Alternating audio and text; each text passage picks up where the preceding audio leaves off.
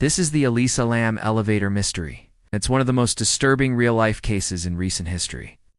In January 2013, 21-year-old Elisa Lam, a Canadian university student, traveled alone to Los Angeles. It was part of a West Coast trip she had been documenting on her blog, a journey that would tragically end in mystery.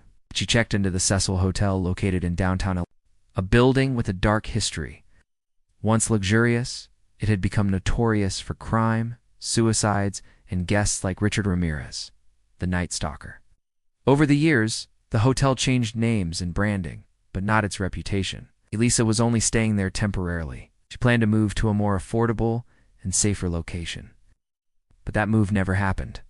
On January 31st, the day Elisa was supposed to check out, she vanished. When hotel staff called her room that evening, there was no response. A few hours later, the night manager entered the room using a master key. What he found was unsettling. Her belongings were still there, including her passport, medication, and clothes. Her phone was charging. Her suitcase was open. The bed was unmade. It looked like she had just stepped out and never came back. Her family reported her missing. The LAPD launched a full investigation, including aerial searches, canine units, and security footage reviews. Then, nearly 2 weeks later, they released elevator surveillance footage from the night Elisa disappeared. It changed everything. In the now infamous video, Elisa steps into the elevator. She presses several buttons.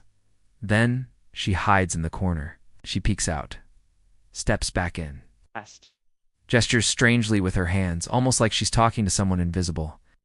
The elevator doors stay open longer than they should. Then she steps out, disappears. No one else is ever seen in the footage. The video went viral. Millions watched it. And theories exploded. Mental illness, paranormal forces, foul play, even conspiracy. But no one had answers. Then, on February 19th, the mystery turned darker. Hotel guests began complaining about low water pressure and foul-smelling discolored water. A maintenance worker went to the rooftop to check the water tanks. Inside one of them was Elisa Lam's body. She was naked with her clothes floating beside her. There were no signs of physical trauma, no alcohol or drugs in her system. The coroner ruled her death an accidental drowning, influenced by her bipolar disorder. But that answer didn't stop the questions. The rooftop was locked and only accessible with a passkey. The water tank was large and heavy, with a lid that wasn't easy to open, especially alone. Police said the lid was open when her body was discovered, yet no one had seen how she got there. Or when. How did she reach the tank? And why? Was she having a psychotic episode? Did she feel like she was being followed? Or did something, or someone, lead her there? The FBI assisted the case, but no solid leads were found. Some believe the early investigation focused too heavily on the viral elevator footage and missed other key clues. No security footage showed how Elisa reached the rooftop. No eyewitnesses saw her after the elevator. What happened in those final hours remains unknown. Even today, Elisa Lam's death remains one of the most puzzling true horror cases ever recorded. It's a chilling reminder of how quickly reality can blur into the unexplainable. What do you think happened to Elisa Lam?